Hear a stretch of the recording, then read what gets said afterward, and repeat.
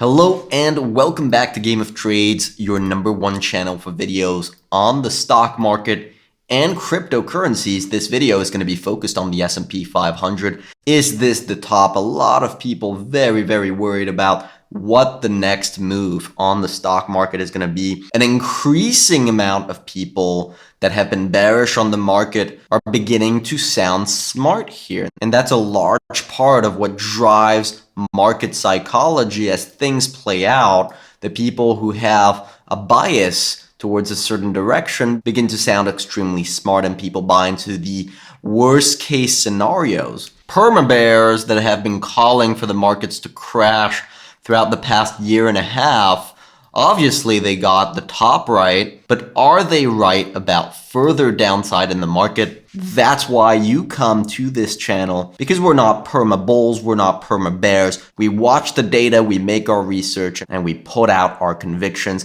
If you're interested in following these crazy markets with us, make sure to click on that subscribe button. And of course, if you enjoyed this video, make sure to hit the like button as hard as you can. And now without further ado, let's get right into it.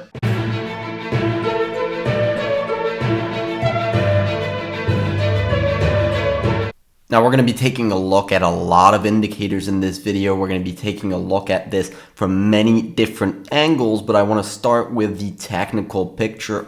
The markets obviously gapped down here overnight as we saw the Russian invasion in Ukraine, and the markets broke down below this head and shoulder pattern. A lot of panic here. Many people wondering what's happening. Should we be expecting this type of drawdown, which would be the measured target of the head and shoulder pattern? Right now, what I see from a technical standpoint, if I put up the RSI on this chart, is that we do have divergence between the price that makes a lower low and the RSI making a higher low here. That's bullish divergence. Now, it's not confirmed. We need this area of support between around 4,070 points to 4,240 points. That's big support. It needs to hold. It also happens to correspond to a big fib level here, the 38.2 retracement level from this move here, from the bottom to the top of the move. This is a line of support with bullish divergence. Now, I know I'm going to get comments, right? We're just ignoring the head and shoulder pattern because it fits our bias. What you also need to understand is that when you have very bearish sentiment, everyone is looking at the same pattern. And so big money, big institutions will create a panic move through stop losses to shake out dumb money before snapping the markets back up. And I talked about this on the premium episode that I posted today on gameoftrades.net, but this is exactly what happened back in 2010 as we had a lot of worries around a double dip recession after the great financial crisis. Big head and shoulder pattern, lots of bearish sentiment, breakdown, snap back up, and resumption of the bull run. Now, I'm not saying that's exactly what's going to happen. We're going to discuss all the potential scenarios in this video, but just keep an open mind on that. Now, I had a little bit of a pushback in one of my last videos where I said that there was cash on the sidelines, that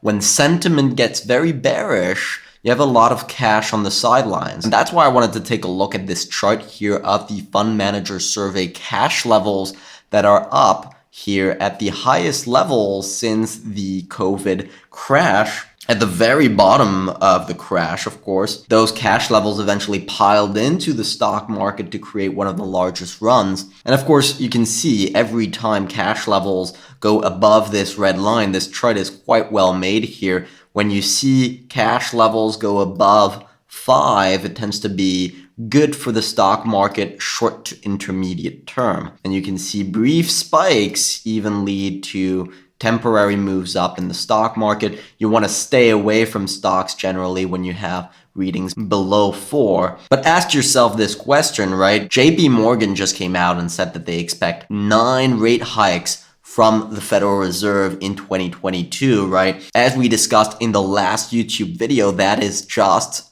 absolutely absurd. This is just the banking sector playing its games against the retail investor, playing the games of extreme news headlines to drive the popular narrative. What happens when the narrative begins to change and people actually start to focus on some of the slowing economic numbers that we're seeing? Maybe the Fed comes out and says that they're seeing a temporary slowdown in leading economic indicators. Would that not trigger a large move out of cash and into equities? I think that would. In fact, you can take a look at investor positioning, and it's been incredibly light throughout the month of December and January. We've generally seen investors stay away from the markets. When the markets are volatile, I know it's the most important moment to be posting content. That's exactly why we try to make premium episodes when the markets are particularly volatile. And here today we posted this episode highlighting everything that we're watching out for on the stock market. And we're just getting tremendous feedback on that premium video. So if you're interested in having this type of timely content, when you're not sure what to make of the stock market and you want comprehensive data, comprehensive overview of what's happening in the stock market, click the link in the description below and you'll have access to our videos, to our articles, to our investment strategy and our trading watch list and what we make of what's happening right now. Now, if you've seen our videos on the stock market, we are completely in line with all the excesses that are building in the financial markets. You can check out some of our videos here. These 3 videos, for example, highlight some of our reasoning behind our longer term bearish case on the stock market, including this one here, the 6 reasons why the S&P 500 crash is going to be devastating. But short term, the sentiment is just so bearish, so much cash on the sidelines, and we don't even have solid signs of a recession coming. Leading economic indicators are still relatively strong. You look at the YouTube comments, and obviously that's not the only thing we use to determine our analysis, but you look at the YouTube comments in our recent videos where we're clearly calling for higher highs in the market. The number of people calling for a much larger drop in the market is just astounding right now. I'm in the camp that you don't get large tops in the market if everyone's looking for a large top. Now, of course, we can be wrong. And that's part of the fun of putting out our convictions and telling you guys exactly what we think of the market.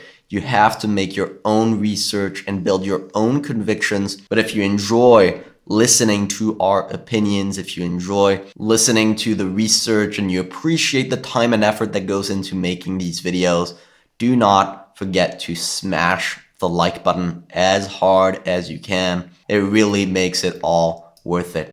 Now, I want to cover what I think is probably the most important charts to look at right now. I'm going to put this on a line chart. I looked at this on a premium video with the members on gameoftrades.net. It was supposed to be premium only content. I find it so compelling, it's so important that I feel like I need to discuss it with you guys as well. And that is the percentage of stocks above their 200-day moving average on the Nasdaq 100. Now, this is an indicator of the market breadth on the tech sector. So it's the number of stocks that are participating in a rally, right? So when you have the Nasdaq go up and you have this indicator that goes up with the index, it's telling you a lot of stocks are participating.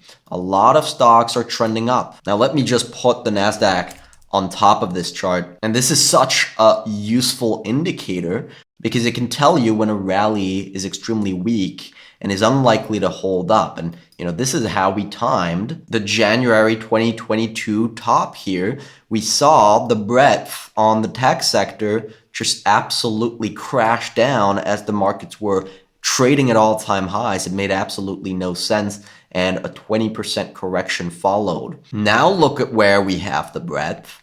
We have it near very oversold levels. The last time we were this low was in the middle of the COVID crash right here in March. We had similar readings here in December 2018, in 2016 here in these 2 big dips.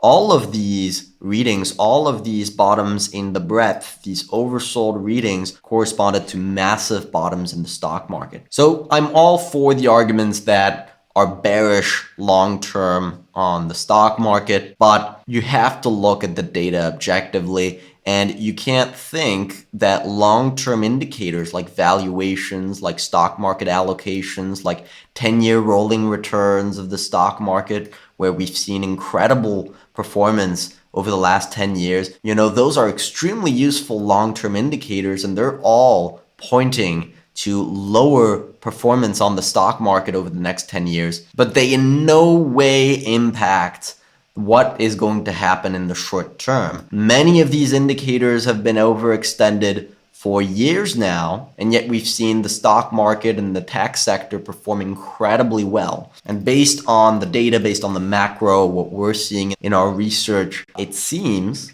like this is starting to look like a nice buying opportunity. Now, this is by no means 100%. And again, you have to be aware of that. We saw readings like this before major bottoms, right? Back here in November 2018, you had a big oversold reading on the tech sector, but the market still had, 5-10% before it actually bottomed.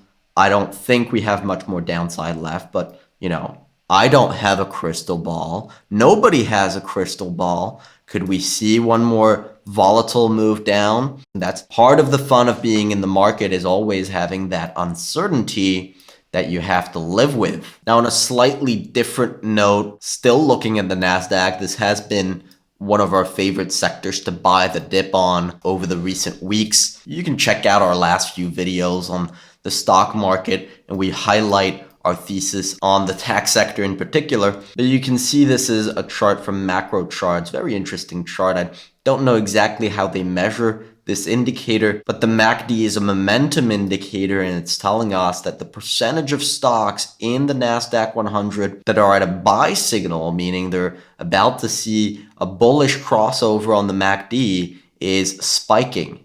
And you can see that often corresponds to significant market bottoms. Now, one final thing that I just want to highlight here, and this is a chart from FunStrat, very interesting chart, highlighting previous market price action when there has been an invasion somewhere around the world. What often happens is it creates a short-term panic that's followed by a nice bull run. Now, this in no way guarantees that's exactly what's going to happen this time around, but it gives you an idea, again, of sentiment, and that bearish sentiment can often spike right around big news events, right? So is it possible that the Russian invasion of Ukraine is coinciding perfectly with a stock market bottom, just like it did in all these previous cases? I wouldn't be surprised by that. Would you? Make sure to leave a comment down below to tell us what you think. That's about all I wanted to cover in this episode. If you guys enjoyed,